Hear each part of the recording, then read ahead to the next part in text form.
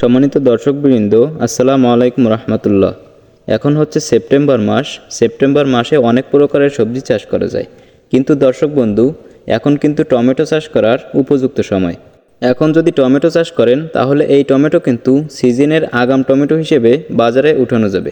সিজনের আগাম টমেটোয় কিন্তু প্রচুর পরিমাণে দাম পাওয়া যায় এবং সিজনের প্রথম কিন্তু টমেটোতে প্রচুর চাহিদা থাকে এবং তখন কিন্তু টমেটো গাছগুলা মোটামুটি ভালোই হয়।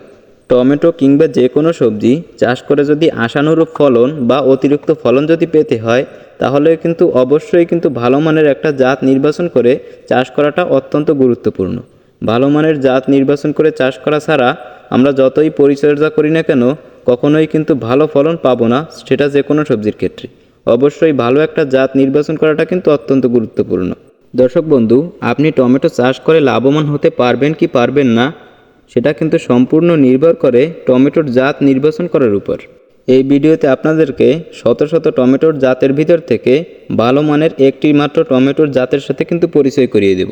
এবং দর্শক বন্ধু, এই টমেটোর জাতটি কিন্তু আমি নিজেও চাষ করে থাকি প্রত্যেক বছর, এবং এবছরও কিন্তু আমি এই জাতের টমেটোটি চাষ করব। প্রথমেই জানিয়ে দিই সেই জাতের টমেটো কোনটি। দর্শক বন্ধু, সেটা হচ্ছে সিনজেন্টা কোম্পানির বিপুল প্লাস জাতের টমেটো।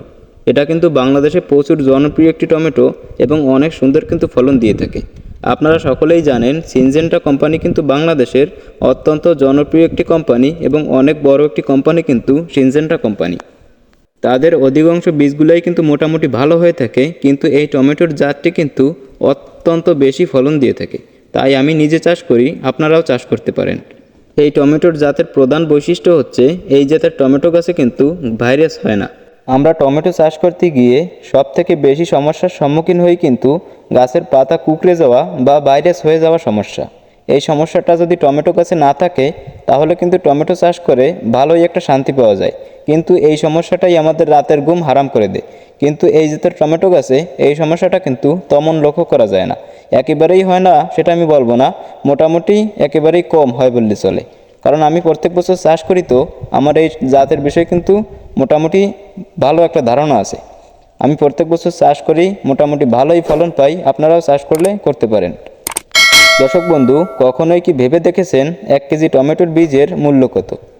1 গ্রাম টমেটোর বীজের মূল্য যদি 150 টাকা হয়, তাহলে কিন্তু 1 কেজি টমেটোর বীজের মূল্য 1.5 লক্ষ টাকা পড়ে।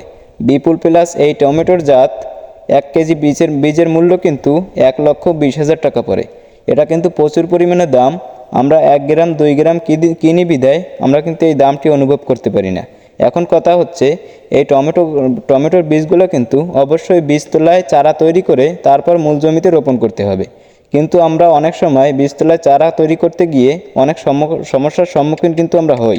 সুস্থ সবল রোগমুক্ত চারা যদি আমরা তৈরি না করতে পারি বীজতলায়, আর সেই রোগযুক্ত চারা যদি আমরা মূল জমিতে নিয়ে রোপণ করি, তাহলে কিন্তু পরবর্তী টাইমে আমাদের প্রচুর পরিমাণে সমস্যার সম্মুখীন হতে হবে টমেটো চাষ করতে গিয়ে। টমেটোর বীজতলা সঠিক নিয়মে তৈরি করে কিভাবে সুস্থ সবল চারা তৈরি করবেন সেই সম্পর্কে কিন্তু আগামীকালকে এই চ্যানেলে একটা ভিডিও দেব। ভিডিওটি পাওয়ার জন্য চ্যানেলটি সাবস্ক্রাইব করে রাখবেন। আমি কিন্তু এই চ্যানেলে প্রত্যেক দিন একটা করে কৃষি বিষয়ক ভিডিও আপলোড দিয়ে থাকি। আমি কিন্তু টমেটো সহ আরও অনেক প্রকারের সবজি কিন্তু চাষ করছি, এবং আগামীতে ফুলকপি, পাতাকপি এবং আরও যে সকল সবজি আছে, ধনিয়া পাতা টাতা, এই প্রত্যেকটা সবজি কিন্তু আমি চাষ করব, এবং প্রত্যেকটা সবজির সুবিধা অসুবিধা জাত পরিচিতি নিয়ে আমি কিন্তু ভিডিও দেব। এই ভিডিওগুলো পাওয়ার জন্য অবশ্যই চ্যানেলটি সাবস্ক্রাইব করে রাখবেন। তো দর্শক বন্ধু, এই ছিল আজকের ভিডিও। ভালো থাকেন, সুস্থ থাকেন। আসসালামু আলাইকুম রহমতুল্লাহ।